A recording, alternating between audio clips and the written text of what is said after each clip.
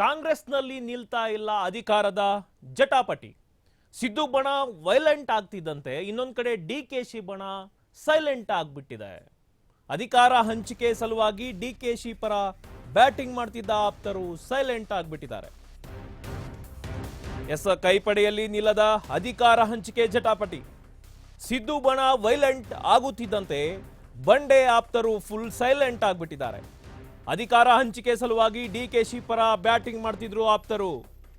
ಸಿದ್ದು ಬಣ ಅಲರ್ಟ್ ಆಗುತ್ತಿದ್ದಂತೆ ಮೌನಕ್ಕೆ ಜಾರಿದ್ದಾರೆ ಡಿಕೆಶಿ ಆಪ್ತರು.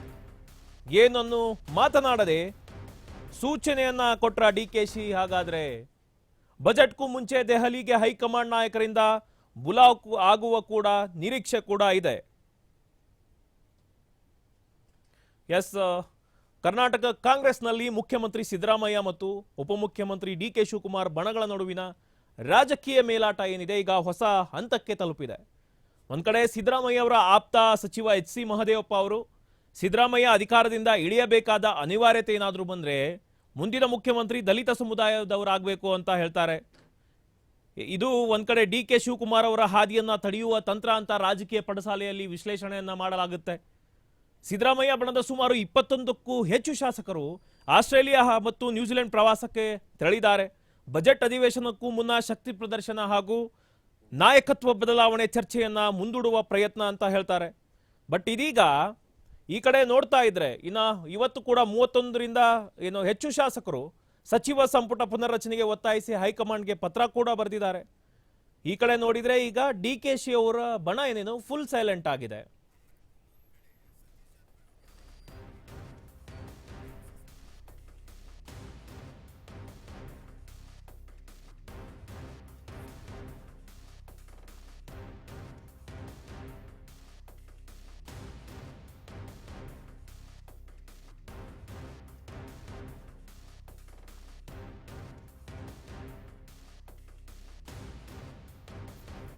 ಓಕೆ, ನಾನು ಈಗ ತಾನೇ ಹೇಳಿದೆ ಎಚ್ ಸಿ ಮಹದೇವಪ್ಪ ಅವರು ದಲಿತ ಸಿಎಂ ಕೂಗನ್ನ ಹೇಳಿದ್ದಾರೆ.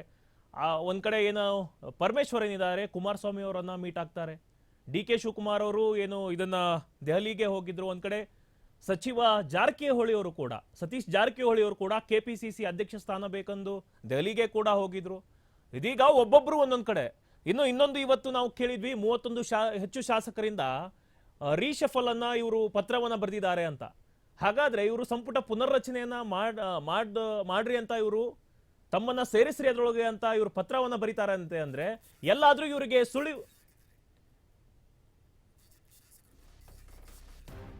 ಹಾಗಾದ್ರೆ ಏನಾದ್ರೂ ಹೈಕಮಾಂಡ್ ಇಂದ ಇವರಿಗೆ ಸುಳಿವು ಸಿಕ್ಕಿತ್ತ ಅಂತ, ನಾಯಕತ್ವ ಬದಲಾವಣೆ ಆಗ್ಬಿಡುತ್ತೆ, ಈಗ ರೀಶಫಲ್ ಆಗ್ಬಿಡುತ್ತೆ, ನಾವು ಪತ್ರವನ್ನ ಬರೆದ್ಬಿಡೋಣ ಅಂತ ಈ ಯೋಚನೆಯಲ್ಲಿ ಏನಾದ್ರೂ ಬರೆದ್ರ? ಈ ತರ ನೋಡ್ತಾ ಇದ್ರೆ ಒಂದೊಂದು ಕಡೆ ಕಾಂಗ್ರೆಸ್ ಪಕ್ಷದಲ್ಲಿ ಒಬ್ಬೊಬ್ಬರು ಒಂದೊಂದ್ ತರ ಗೋಲನ್ನ ಇಟ್ಕೊಂಡು ಒಂದೊಂದ್ ತರ ಪ್ಲಾನ್ ಅನ್ನ ಮಾಡ್ಕೊಂಡು ಮಾಡ್ತಾ ಇದ್ದಾರೆ. ಈ ಕಡೆ ಡಿಕೆಶಿ ಅವರು ಕೂಡ ಬಿಜೆಪಿ ಅವರಿಗೆ ದಾಳವನ್ನ ಕೂಡ ಹಾಕ್ತಾ ಇದ್ದಾರೆ.